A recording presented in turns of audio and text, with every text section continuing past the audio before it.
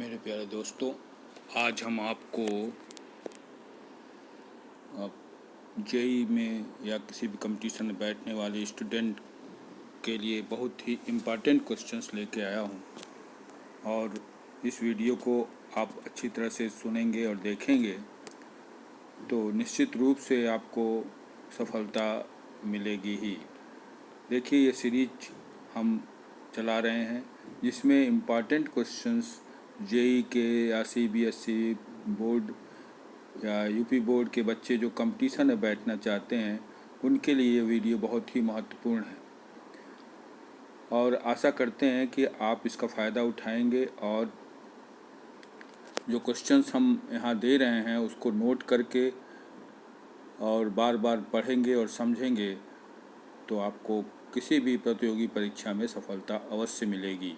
तो आज हम 20 क्वेश्चन लेकर के आपके समक्ष आए हैं और इस तरह से आप हमारे और भी वीडियो देखेंगे तो उसमें आपको बहुत सारे क्वेश्चंस ऐसे मिलेंगे जो कि निश्चित रूप से हर परीक्षा में, चाहे वो बोर्ड के एग्ज़ाम हो, चाहे सीबीएसई बोर्ड के एग्ज़ाम हो, यूपी बोर्ड के एग्ज़ाम हो या जेई के हो या किसी भी कंपटीशन में जो आपके इंजीनियरिंग से संबंधित हैं, उसमें ये क्वेश्चन निश्चित रूप से आए हुए हैं। तो चलिए शुरू करते हैं, ज़्यादा समय बर्बाद नहीं करेंगे क्योंकि आपका समय बहुत कीमती है और एक आपसे यही एक हिदायत है कि आप इस पूरा वीडियो को देखिएगा, तभी आपको फिज़िक्स समझ में आएगी क्योंकि ये जो क्वेश्चन है बहुत ही इम्पॉर्टेंट क्वेश्चन है और उसको मैं समझाते हुए आपको बताऊंगा और ऐसा आप खुद महसूस करेंगे कि ये क्वेश्चंस आपको दिमाग में बैठ जाएगा और कभी भूलेगा नहीं। तो देखिए, पहला क्वेश्चन है, एक समान रूप से आवेशित रिंग जिसका रेडियस आर, देखिए ये रिंग है जिसका रेडियस आर है, आर रेडियस का है और उसके केंद्र पर वैद्युत क्षेत्र क्या होगा। इसके केंद्र, देखिए किसी भी समान रूप से जब आवेशित कोई भी जो रिंग होते हैं उसके केंद्र पर कोई भी वैद्युत क्षेत्र का मान नहीं होता, मतलब ये दिस इज इक्वल टू 0। तो याद रखिए, एक समान रूप से मतलब कि वो रिंग जो है वो एक समान रूप से आवेशित होना चाहिए, मतलब उस पर पॉजिटिव चार्ज हो या नेगेटिव चार्ज हो जो कि उसके सरफेस पर रहता है, उसके केंद्र पर वैद्युत क्षेत्र की तीव्रता क्या होती है, 0 होती है। तो इस तरह से आपको ये पहला क्वेश्चन का आंसर क्या हो जाएगा, E इज इक्वल टू 0।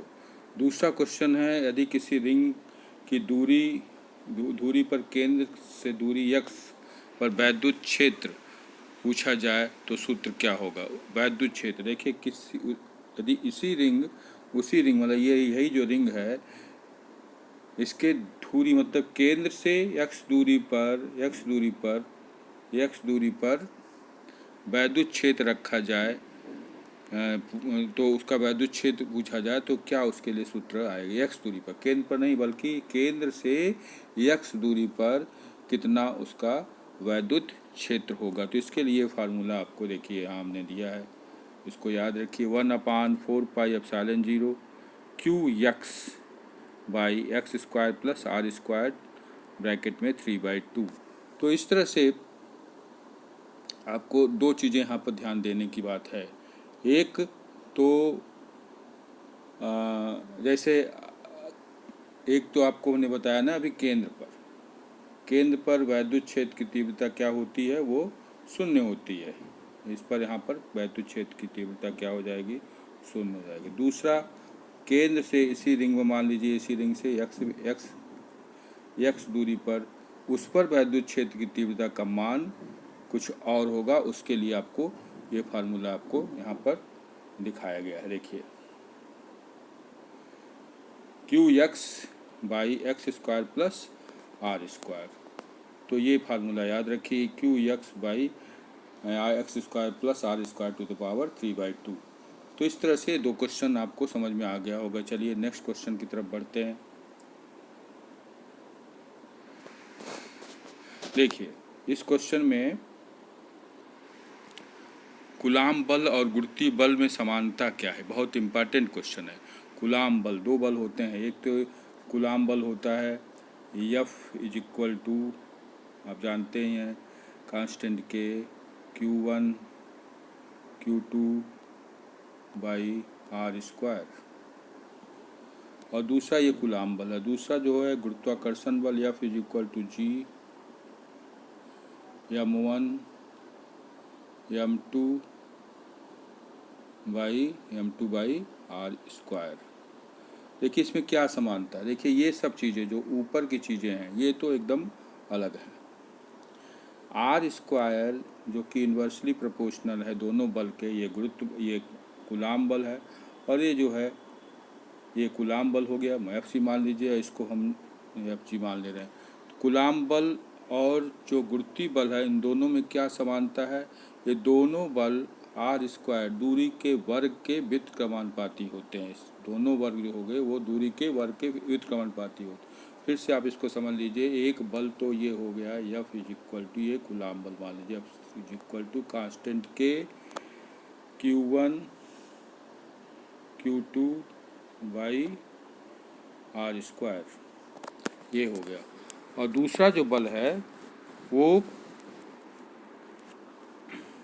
ये गुरुत्वाकर्षण बल है, या जी मान लीजिए, is equal to constant G M1 M2 by R square.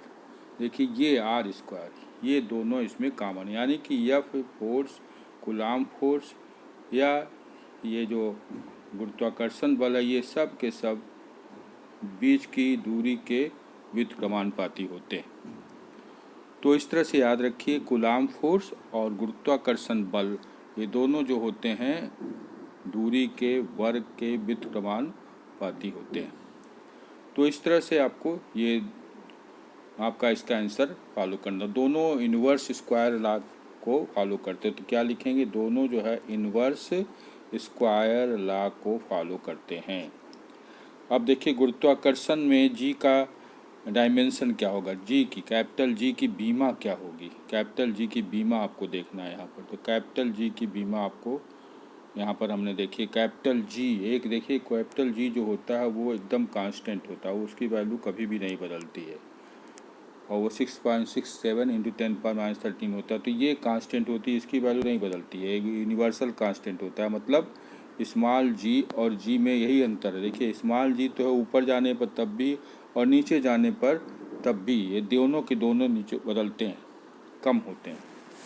चाहे ऊपर जाइए चाहे नीचे आइए, वो सब के सब जो है मान उसके कम हो जाएंगे। लेकिन कैपिटल जी जो होता है ये कभी भी नहीं बदलता। तो इस तरह से स्मॉल जी और कैपिटल जी में यही फ़र्क है।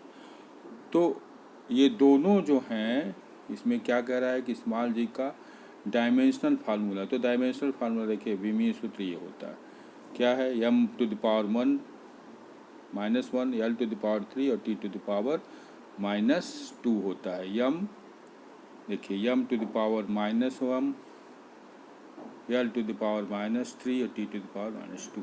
तो ये इस तरह से आपको ये डायमेंशनल फार्मूला आपको याद रखना होगा। तो ये डायमेंशनल फार्मूला देखिए 1 नंबर के क्वेश्चन में अगर आता है तो आपको तुरंत ये आपको याद रहना चाहिए, या आप तुरंत लिख दीजिए, इसको निकालने की ज़रूरत नहीं है। चलिए नेक्स्ट क्वेश्चन की तरफ बढ़ते हैं। अगले क्वेश्चन में देखिए,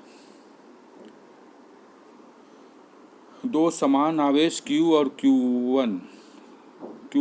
दूरी r पर रखे हुए हैं। यदि इन्हें छोड़ दिया जाए तो इनकी त्वरित गति क्या हो। बहुत इंपॉर्टेंट क्वेश्चन। देखिए इनकी त्वरित गति, दो समान आवेश, एक ही आवेश है एक ही आवेश है, और इनको अगर हम छोड़ देते हैं तो वो अगर दोनों पॉजिटिव हैं तो क्या होगा, दोनों पॉजिटिव हैं तो ये आप दोनों ही प्रतिकर्षण बल से एक दूसरे से दूर हो जाएंगे। तो उसका त्वरण क्या होगा ये पूछ रहा। देखिए बहुत ही, इसका वेग क्या नहीं पूछ रहा बल्कि इसका त्वरण क्या होगा। तो ये इसका लिए फार्मूला हो जाएगा a = 1/4πε0, ये कांस्टेंट होता है, Q² Q1 Q2 तो Q² हो जाएगा, और m मास है और r² दोनों के बीच की दूरी है, ये r है, इसके बीच की दूरी है। तो बहुत इम्पॉर्टेंट क्वेश्चन। देखिए दो समान आवेश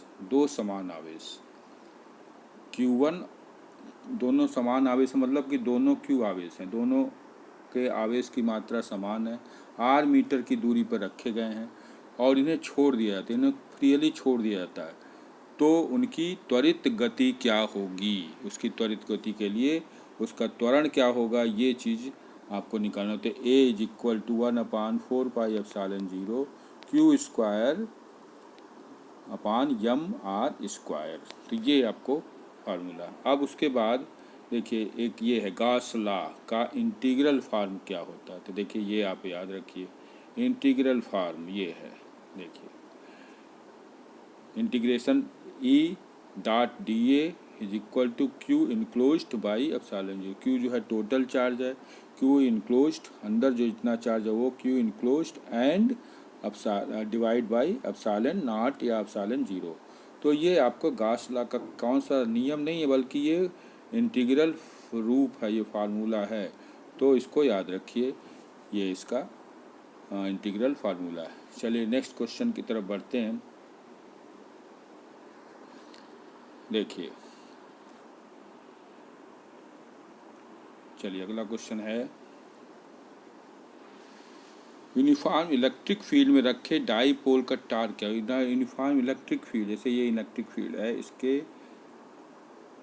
इसमें रखे हुए किसी भी डाईपोल, मतलब एक प्लस क्यू चार्ज है और दूसरा जो है माइनस क्यू चार्ज है, और इनके बीच की दूरी जो है मान लीजिए 2L है या 2P है, तो टार्क = क्या हो जाएगा? PE sin theta.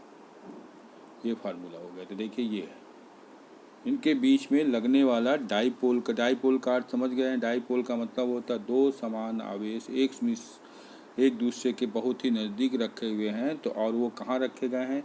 Electric field, uniform electric field E में रखे गए हैं, तो उस पर टार्क कितना लगेगा, उसका बल आघूर्ण कितना होगा? टार्क = PE sin थीटा होगा।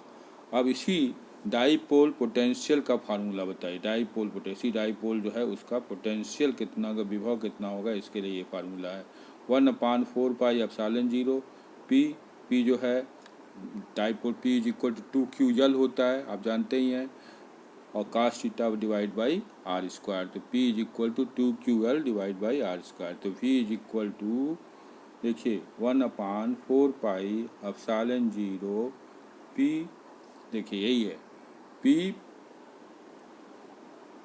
cos theta by r², P cos theta by r²। तो यही आप रखेंगे इसमें, तो ये आ जाएगा P cos theta by r², जहाँ कि P जो है डाईपोल मोमेंट P = 2QL होता है, cos थीटा की वैल्यू रख देंगे और r जो है दूरी है। तो इस तरह से ये फार्मूला आपको आ जाएगा। चलिए नेक्स्ट क्वेश्चन की तरफ बढ़ते हैं। इसमें देखिए एक प्रोटॉन और इलेक्ट्रॉन को समान पोटेंशियल डिफरेंस से एक्सेलरेट किया जाता है, तो उसका मोमेंटम, किसका मोमेंटम अधिक होगा? देखिए एक प्रोटॉन है, मतलब ये प्रोटॉन है, और दूसरा जो है ये इलेक्ट्रॉन है। एक प्रोटॉन और एक इलेक्ट्रॉन को समान पोटेंशियल डिफरेंस मतलब VA - VB, ये A पॉइंट हो गया मान लीजिए, और ये क्या हो गया? B पॉइंट हो गया। समान पोटेंशियल डिफरेंस से एक्सेलरेट किया जाए तो उसका मोमेंटम कितना होगा? इसका मोमेंटम कितना होगा? एक्सेलरेट मतलब इसको गतिमान किया जाए तो उसका, तो दोनों का मोमेंटम क्या हो जाएगा? समान होगा। तो फिर से इसको समझ लीजिए, एक प्रोटॉन है, प्रोटॉन पर आप जानते ही हैं कि कौन सा आवेश होता है? पॉजिटिव आवेश होता है, और इलेक्ट्रॉन पर कौन सा आवेश होता है? नेगेटिव आवेश होता है। इन दोनों को अगर एक समान रूप से एक्सेलरेट किया जाए, गतिमान किया जाए और पोटेंशियल जो है डिफरेंस से, तो इसका मोमेंटम कितना होगा? दोनों का मोमेंटम क्या हो जाएगा? समान होगा। तो ये बहुत अच्छा क्वेश्चन है और इम्पॉर्टेंट क्वेश्चन है। तो देखिए यहाँ पे क्या है, एक प्रोटॉन है और एक इलेक्ट्रॉन है, इन दोनों को समान पोटेंशियल डिफरेंस लगा करके एक्सेलरेट किया जाता है, मतलब गतिमान किया जाता है, तो इसका मोमेंटम क्या हो जाएगा? दोनों का समान हो जाएगा। इसी तरह से साइक्लोट्रॉन की फ्रीक्वेंसी का फार्मूला लिखिए। साइक्लोट्रॉन देखिए ये फार्मूला होता है QB/2πm, F = 2QB/2πm। तो इस तरह से ये साइक्लोट्रॉन की फ्रीक्वेंसी का फार्मूला है। चलिए नेक्स्ट क्वेश्चन की तरफ पढ़ते हैं।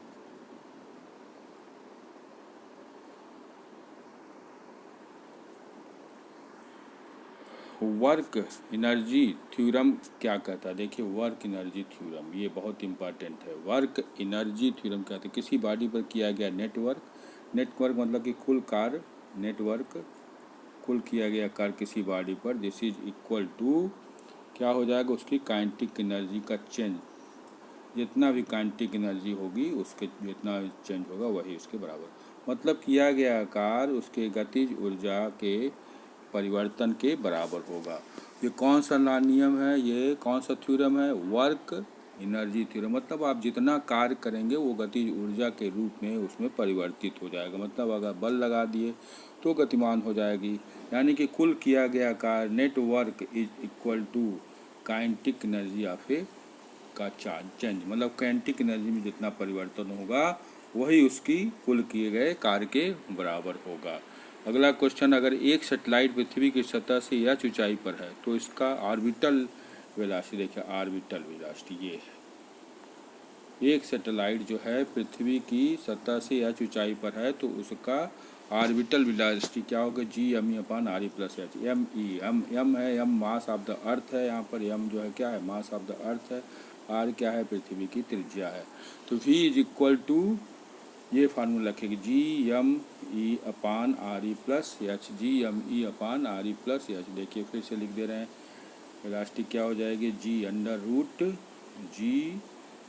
M, यहाँ पर E हम लिख दे रहे हैं, ME/RE + H।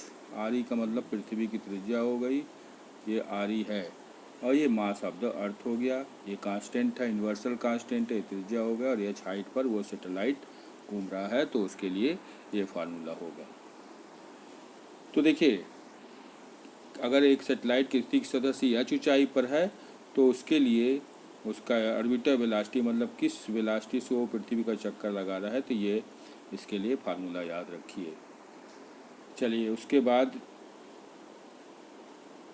आते हैं स्केप वेलोसिटी। स्केप वेलोसिटी पहले तो समझ लीजिए स्केप वेलोसिटी क्या है। वह वेलोसिटी जिससे कि कोई भी पिंड पृथ्वी की सतह से अगर फेंका जाए तो वापस पृथ्वी पर नहीं आएगा, तो उसे हम स्केप वेलोसिटी कहते हैं या पलायन वेग कहते हैं। तो स्केप वेलोसिटी के लिए फार्मूला लिखिए, तो ये देखिए यही है, V escape is equal to √2GME/RE। Under root देखिए V स्केप वेलोसिटी जो होगा, V escape velocity is equal to 2GM/R। तो ये फार्मूला आपको, यम जी तो कांस्टेंट है, यम जो है पृथ्वी का मास है, और आर जो है क्या हुआ, वो पृथ्वी की त्रिज्या हो गई। तो इस तरह से आपको इस फार्मूले में याद रखना होगा कि 2GM, इसकी वैल्यू कितनी होती है, 11.2 किलोमीटर पर सेकंड। अगर हम 11.2 किलोमीटर पर सेकंड का वेग किसी भी वस्तु को दे दें तो वो पृथ्वी पर नहीं रहेगा, बल्कि वो कहाँ चला जाएगा, अनंत में चला जाएगा, फिर पृथ्वी पर वापस नहीं आएगा। तो इस तरह से ये स्केप वेलोसिटी हो गई। अब प्रोजेक्टाइल का मैक्सिमम हाइट फार्मूला बताइए। देखिए प्रोजेक्टाइल, पहले तो प्रोजेक्टाइल समझ लीजिए, प्रोजेक्टाइल क्या होता है। देखिए प्रोजेक्टाइल जैसे ये कोई पत्थर यहाँ से फेंकिए, ये प्रोजेक्ट किया गया, फेंका गया, तो मैक्सिमम हाइट ये होगी, मैक्सिमम हाइट कितनी होगी उसके लिए, ये मान लीजिए कोई भी वस्तु है इसको फेंका गया, तो मैक्सिमम हाइट एच के लिए फार्मूला यहाँ पर आपको दिया गया है। तो ये फार्मूला जो होगा क्या होगा इसका, देखिए V² sin² θ/2g, E² sin² θ/2g, तो U² sin² θ/2g। Maximum height जो होगी H is equal to U² sin² θ/2g, ये हो जाएगा इसकी मैक्सिमम हाइट। कितनी ऊंचाई तक जाएगी, ये मैक्सिमम ये हो जाएगा। U इनिशियल वेलोसिटी हो गई, sin² थीटा और 2g जो है वैल्यू रख देंगे तो इसकी वैल्यू आ जाएगी। तो ये किसी भी जो है किसी भी वस्तु को अगर हम ऊपर फेंकते हैं तो आपको उसका ये हाइट मैक्सिमम प्राप्त होगा। फिर अगला क्वेश्चन है, सिंपल हार्मोनिक मोशन के रिस्टोरिंग फोर्स का expression, F is equal to, देखिए restoring force, this is F, ये रिस्टोरिंग फोर्स है simple harmonic, F is equal to minus k into x. Restoring simple harmonic motion मान लीजिए ये pendulum है, इसको हम ऐसे घुमा रहे हैं, ऐसे इस तरह से, ये कोई पेंडुलम है, इस ये जो होता है इसमें सिंपल हार्मोनिक मोशन ये गति कर रहा है, तो इसका जो बल लगेगा उस पर वो क्या हो जाएगा, माइनस के इंटू एक्स होगा, रुकिए ये हो जाएगा इसका। फिर ऑसिलेशन का पीरियड क्या है, F is equal to 2 pi under root M by K, oscillation का जो पीरियड होगा वो 2 pi under root M by K होगा। ये फार्मूला आपको याद रखना पड़ेगा स्प्रिंग मास सिस्टम के लिए। स्प्रिंग मास सिस्टम मतलब कोई भी स्प्रिंग ऐसे लटका हुआ है, इससे कोई वस्तु लटकी हुई है, तो वो जो होगा उसमें यम मास वस्तु रखी गई है और एक कांस्टेंट, स्प्रिंग कांस्टेंट। तो इस तरह से टाइम पीरियड जो उसका होगा T is equal to 2 pi M under root M by K होगा। तो इस तरह से आपको ये फार्मूला मिल जाएगा। अब देखिए अगला क्वेश्चन है, हाइजेनबर्ग अनसर्टेनिटी प्रिंसिपल का मैथमेटिकल फार्मूला की, बहुत इंपॉर्टेंट क्वेश्चन है। हाइजेनबर्ग एक साइंटिस्ट थे, उसकी अनसर्टेनिटी प्रिंसिपल के लिए फार्मूला क्या हो जाएगा, delta x dot delta p is equal to greater than or equal to h upon 4 पाई।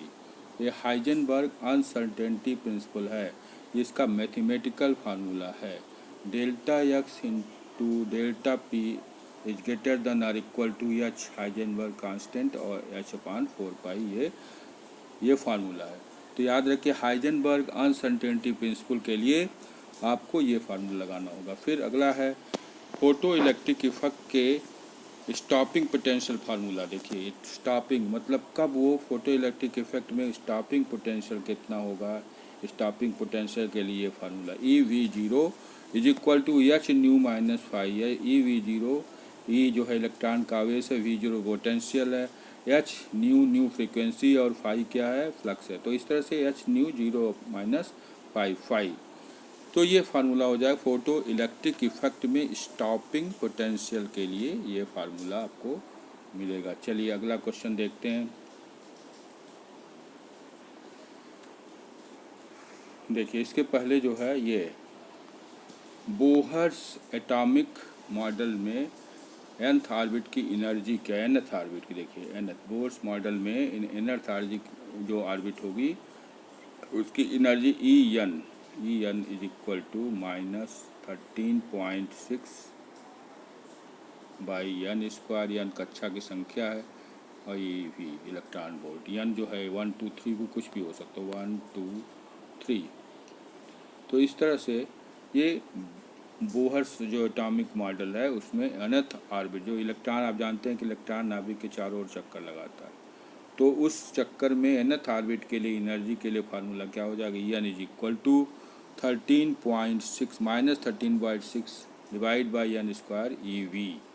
फिर आता है न्यूक्लियर फिशन और फ्यूजन में क्या अंतर, बहुत इंपॉर्टेंट क्वेश्चन है। देखिए बहुत ही अच्छा क्वेश्चन है, फ्यूजन और फिशन में क्या अंतर है। फिशन जो होता है वो भारी न्यूक्लियस को टूटना है। फिशन में क्या होता है, फिशन में मतलब कोई भारी न्यूक्लियस है नाभिक का वो टूट जाएगा, तो उसे हम कहते हैं फिशन कहते हैं। सब एटॉमिक मॉडल का ये चैप्टर का ये क्वेश्चंस है।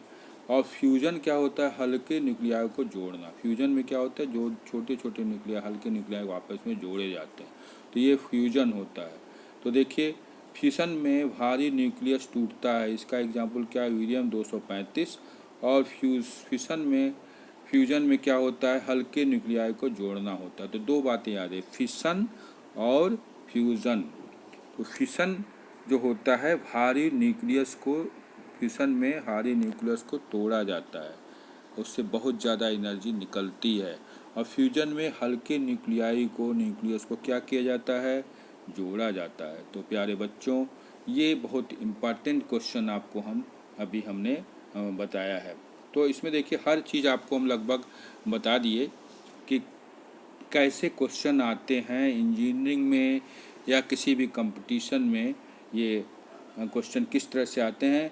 तो ये आप याद रखिए कि कोई भी जो जेई का एग्ज़ाम दे रहे हैं या किसी भी कंपटीशन में बैठ रहे हैं, उन बच्चों के लिए सबसे ज़रूरी है ट्रिक कैसे।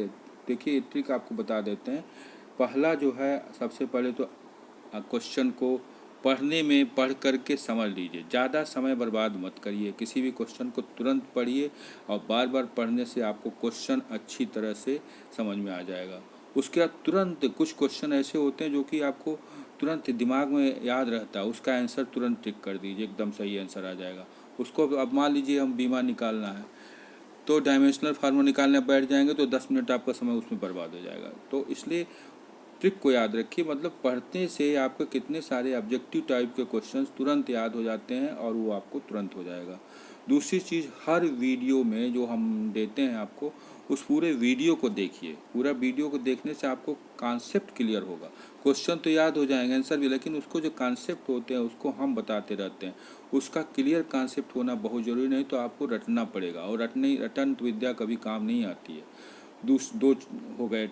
फिर तीसरा जो है, आपको दिमाग को एकदम खुला हुआ रखना। ये तो कभी दिमाग में लाना ही नहीं कि बहुत टफ क्वेश्चन है यार। देखिए हर क्वेश्चन का एक ट्रिक होता है, उसमें कहीं न कहीं आंसर छिपा रहता है, ये भी होता है।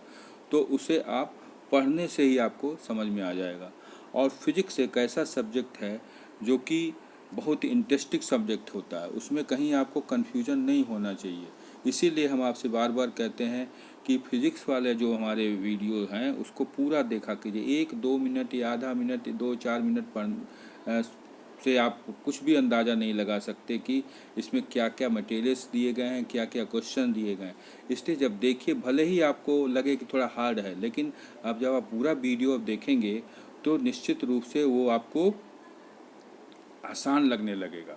और जब आसान लगने लगेगा तो आपको उसमें इंटरेस्ट आने लगेगा। तो इस तरह से हम आपसे बार बार कहते हैं कि जो भी आप पढ़ाई करें उसमें इंटरेस्ट लेके काम करें। इंटरेस्ट नहीं लेंगे तो वो आपको समझ में ही नहीं आएगा। तो इसलिए ज़रूरी है आपको कि किसी भी कंपटीशन में बैठने के लिए, अच्छे नंबर पाने के लिए, चाहे बोर्ड का एग्ज़ाम हो, चाहे कोई भी स्टूडेंट हो, बच्चों, उसके लिए आपको ये ज़रूरी होता है कि उसके कॉन्सेप्ट को क्लियर करें। और हमारे हर एक वीडियो में आप कहीं न कहीं कुछ नई नई चीज़ें आप ज़रूर पाएंगे, और वो आपको तभी मिलेगा जब आप पूरा वीडियो अच्छी तरह से देखेंगे और समझेंगे और अपना कमेंट लिखेंगे। कमेंट लिखने के लिए आपको सबसे पहले तो हमारा चैनल को सब्सक्राइब करना पड़ेगा, और जब आप सब्सक्राइब करेंगे, कुछ कमेंट लिखेंगे और लाइक करेंगे तो आप हमसे जुड़ जाएंगे। और आपको अगर नोट्स चाहिए तो हम अपना नंबर, मोबाइल नंबर सब कुछ दिए रहते हैं डिस्क्रिप्शन में, आप उसे अब देख करके हमसे कांटेक्ट भी कर सकते हैं।